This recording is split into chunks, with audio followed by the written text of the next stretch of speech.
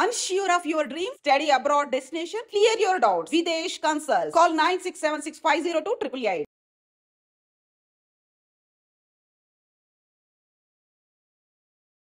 సిద్దింబర్ బజార్ లో ఉన్నాము. అయితే ఇక్కడ మార్నింగ్ 8:30 గంటల ప్రాంతంలో ఒక ఫైర్ యాక్సిడెంట్ జరిగింది. 3 ఫ్లోర్ల బిల్డింగ్ అనేది అంటుకోవడం జరిగింది అనమాట. అయితే ఆ ఏరియాలో మొత్తము ప్లాస్టిక్ సంబంధించిన బిజినెస్ అనేది జరుగుతూ ఉంటది.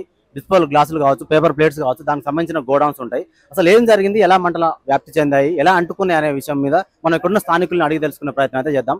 అన్న నమస్తే అన్న. నమస్తే. అసలు ఎట్లా జరిగింది అన్న ఈ ఫైర్ యాక్సిడెంట్, ఏం జరిగింది అసలు? ఇక్కడ సిలిండర్ పలిగిపోయింది సార్. ఓకే, పొద్దున. మీరు ఇక్కడే ఉంటారు, ఈ లోకల్లోనే ఉంటారు? ఇక్కడనే ఉంటాను, నేను ఫిలికాన్ లో ఉంటాను ఇక్కడ. ఓకే, సిలిండర్ పలిగిపోయిందని తెలిసింది. దాని గురించి ఇట్లా అయింది. 8:30కి అయింది ఇది. దాంట్లో ఆ బిల్డింగ్ లో ఏమేమి ఉంటాయి అసలు?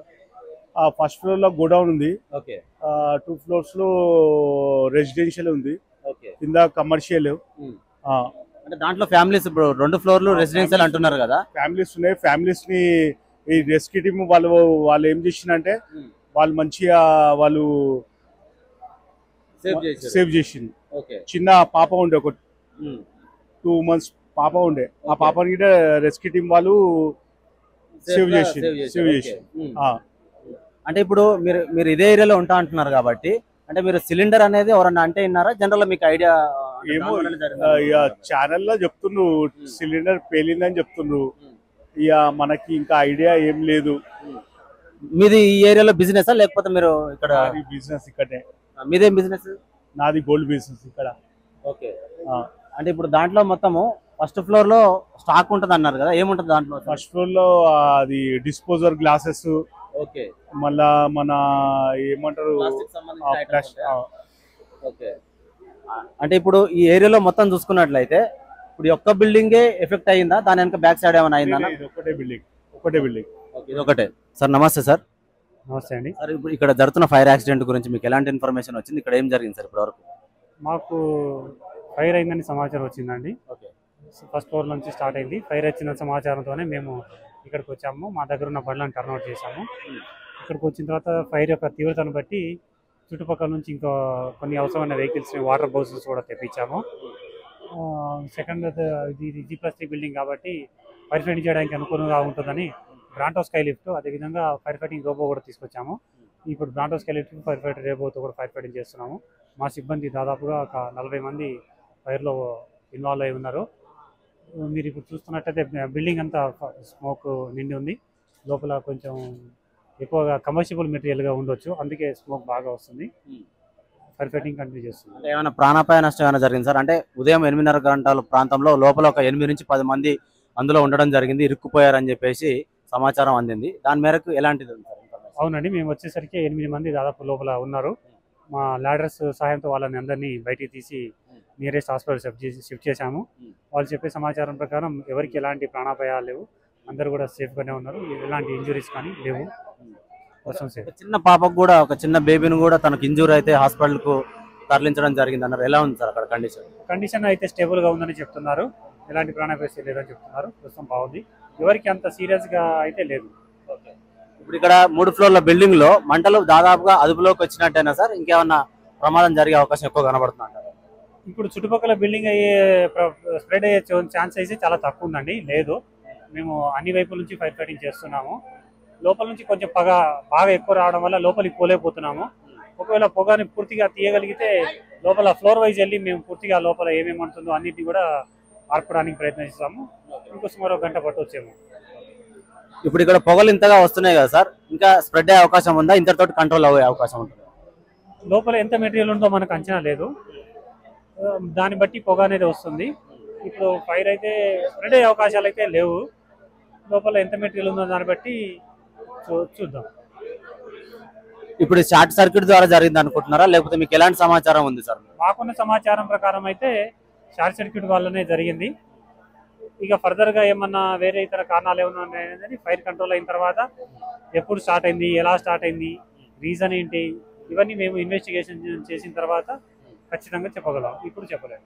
ఇప్పుడు ఇక్కడ ఈ పెద్ద ఈ మిషనరీ కాకుండా చిన్నది ఒకటి రోబోటిక్ ఫైర్ ఇంజన్ కూడా ఒకటి కనబడుతుంది సార్. ఏం సార్ దాని ప్రత్యేకత ఏం సార్? ఇప్పుడు మనిషి వెళ్ళి ఫైర్ ఫైటింగ్ చేయలేని ప్రదేశాల్లో స్మోక్ ఎక్కువ ఉండడము, హీట్ ఎక్కువ ఉండే ప్రదేశాల్లో మనము రోబోను వాడుతుంటాం జనరల్గా. మన ఎంట్రీ కాలేని ప్లేస్లో రోబో వెళ్ళి ఫైర్ ఫైటింగ్ చేయగలదు. అంత రిమోట్తో మేము రీసెంట్గానే కొన్నాము.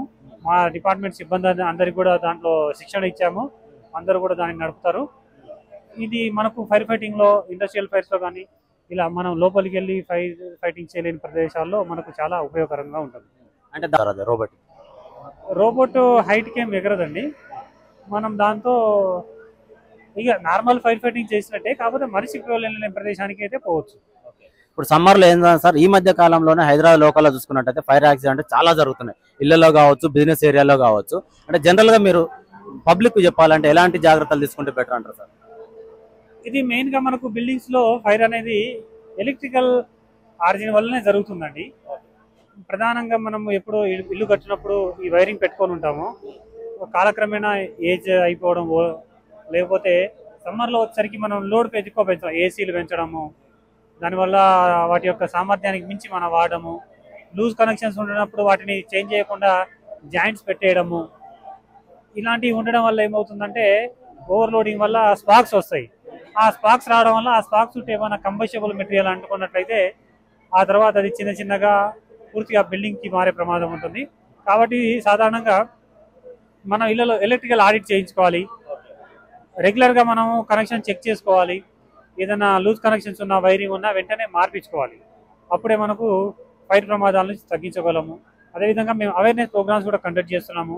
ఫైర్ అయినప్పుడు ఎలా కంట్రోల్ చేయాలి, స్టార్టింగ్ స్టేజ్లో ఎలా మనము పెట్టుకోవాలి. మేము ప్రతి ఒక్కరికి ఇళ్లలో ఎక్స్టింగ్విషర్స్ పెట్టుకోండి, ఫైర్ ఏదైనా చిన్నగా ఉన్నప్పుడు ఆపడానికి ట్రై చేయండి అని చెప్తుంటాము. అలా చేసినట్లయితే మనకి ఇంత పెద్ద ప్రమాదాలు జరగవు, కానీ మనం స్టార్టింగ్ స్టేజ్లోనే కంట్రోల్ చేయవచ్చు. ఇప్పుడు చూస్తున్నట్టయితే ఫైనల్ గా ఇంకెంతసేపట్లో ఈ పొగలు కూడా అదుపులోకి వచ్చే అవకాశం ఉంది సార్? 1-2 hours అని మేము ఎక్స్పెక్ట్ చేస్తున్నాము. అది ఖచ్చితంగా చెప్పలేము. లోపల ఎంత మెటీరియల్ ఉంది, ఎంత కాలింది, అన్వంట్ మెటీరియల్ ఏముంది, దాని మీద డిపెండ్ అయి ఉంటుంది. మేము 1-2 గంటల్లో ఇప్పుడంతా చుట్టుపక్కల కిటికీలు ఉంటే పాల్గొట్టాము. స్మోక్ అంతా పోతుంది. సుమారు 1-2 గంటల్లో స్మోక్ వెళ్ళిపోవచ్చు అని అనుకుంటున్నాం. ఎంటర్ అయ్యగలమని భావిస్తున్నాం. Thank you sir. జనరల్ గా ఎక్కడైనా ఫైర్ యాక్సిడెంట్ అయితే ఫైర్ ఇంజన్లు అనేవి రావడం జరుగుతూ ఉంటాయి. విత్ మ్యాన్ పవర్ తోటి మనుషులు ఉంటేనే ఫైర్ అనేది కంట్రోల్ చేయడం జరుగుతుంటుంది. అయితే ఇక్కడ ఓల్డ్ సిటీలో సిద్దింబర్ బజార్లో జరిగిన ఫైర్ యాక్సిడెంట్లో కొత్తగా ఒక టెక్నాలజీని వాడి ఒక రోబోటిక్ మిషన్ అనేది ఇక్కడ తెప్పించడం జరిగింది. ఇది ఈ మధ్య కాలంలోనే ఇది రావడం జరిగిందంట. దీని ప్రత్యేకత ఏందనేది ఒకసారి మనం చూసే ప్రయత్నం అయితే చేద్దాము. ఇది ఒకసారి చూసుకున్నట్లయితే రోబోటిక్ మిషన్ ఇది మినిమం 1/2 కిలోమీటర్ డిస్టెన్స్ నుంచి ఇది ఆపరేటింగ్ చేసే అవకాశం ఉందని చెప్తున్నారు. అయితే మనిషి లేకుండా, మనిషి కూడా దూరనంత మంటలు ఏదన్నా వ్యాపించినట్లయితే ఆస్తి నష్టం భారీగా, ప్రాణ నష్టం భారీగా జరిగే అవకాశం ఉన్న చోట కూడా ఈ మిషన్ అనేది అందులోకి దూరి, అంటే దీనికి 3 కెమెరాలు ఉన్నాయన్నమాట. అంత సెన్సార్తో పనిచేయడం జరుగుతుంది. ఒకసారి గమనించినట్లయితే ఇది మొదటి కెమెరా, ఇదొక కెమెరా ఉంది. అలాగే కింద కూడా చూసుకున్నట్లయితే ఇక్కడ ఒక కెమెరా ఉంది. దీనికి బ్యాక్ సైడ్ ఇంకొక కెమెరా ఇవ్వడం జరిగింది. మొత్తం 3 కెమెరాలతోటి 360 degrees ఇది అబ్జర్వేషన్ చేసుకుంటూ దాని పనిని చేసుకుంటూ వెళ్తుందని చెప్పేసి చెప్పడం జరుగుతుంది. ఇక్కడ బటన్ సిస్టమ్ ఉంది, ఆన్ ఆఫ్ బటన్ సిస్టమ్ కూడా ఉంది. అయితే ఏదైతే ఇది మనిషి కూడా వెళ్ళలేని స్థితి ఏదైతే ఉంటుందో ఆ బిల్డింగ్ లోపలికి ఇది వెళ్ళడము, మంటల్ని అదుపులు చేసే ఆ ప్రక్రియలో దీనికి పైప్ అనేది ఫిట్ చేయడం జరుగుతుంది. పైప్ ఇక్కడ నుంచి కనెక్షన్ ఇచ్చి ట్యాంకర్తో సహాయంతో రిమోట్ ఆపరేటర్ సిస్టమ్ తోటి ఒకసారి బటన్ ప్రెస్ చేసిన తర్వాత ఆన్ చేసుకున్నట్లయితే ప్రెజర్ అనేది ఇక్కడ నుంచి రావడం జరుగుతుంది. ఫ్రంట్ సైడ్ ఈ 2 కెమెరాల సహాయంతో ఎంతవరకు మంటలు వ్యాప్తి చెందినాయి అనేది అదే సెన్సార్ సిస్టమ్ తోటి అబ్జర్వ్ చేసుకొని ఈ కెమెరాల సిస్టమ్ తోటి లెఫ్ట్ కుందా, రైట్ కుందా, మంటలు ఎక్కడగా వ్యాప్తి చెందుతున్నాయి, అక్కడ ఉన్న పరిస్థితిని అది గమనించుకొని దానికి అదే, మనిషి లేకున్నా సరే దానికి అదే గమనించుకొని మంటల్ని అదుపులోకి తీసుకొచ్చేటట్టుగా ఇది తయారు చేయడం జరిగిందని చెప్తున్నారు. ఇక్కడ నుంచి ఫోర్స్ అనేది రావడం జరుగుతుంది అనమాట. ఈ ఫ్రంట్ భాగం నుంచి, బ్యాక్ సైడ్ నుంచి పైప్ అమర్చి ఫ్రంట్ సైడ్ నుంచి ఫోర్స్ తోటి వాటర్ అనేది మన మనిషి పట్టుకొని ఎంత ఫోర్స్ తోనైతే వాటర్ అనేది సప్లై చేయడం జరుగుతుందో అలాగే ఈ ఫ్రంట్ సైడ్ ఉన్న ఈ సిస్టమ్ తోటి వాటర్ ఫోర్స్ అనేది రావడం జరుగుతుంది. నిజంగా ప్రస్తుతం ఉన్నటువంటి సమాజం దేనికి ప్రయారిటీ ఇస్తుంది? ఆర్థిక సంబంధాల చుట్టూ మాత్రమే తిరుగుతుంది. మళ్ళీ ఎన్నికలంగానే చాలా విరక్తి కలుగుతాను. మంచి అనిపిస్తుంది కదా, లేడీస్ కూడా ఛాలెంజింగ్ జాబ్స్ చేసినప్పుడు చాలా బాగుంటది. ట్రాఫిక్ అసిస్టెంట్స్ గా నియమించిన ట్రాన్స్జెండర్స్ అందరితో సాల్యూట్ చేయించుకుంటున్నారు. ఫుడ్ డెలివరీ ఇవ్వటానికి వెళ్ళినటువంటి డెలివరీ బాయ్ అనిల్ పై కళ్ళ ముందు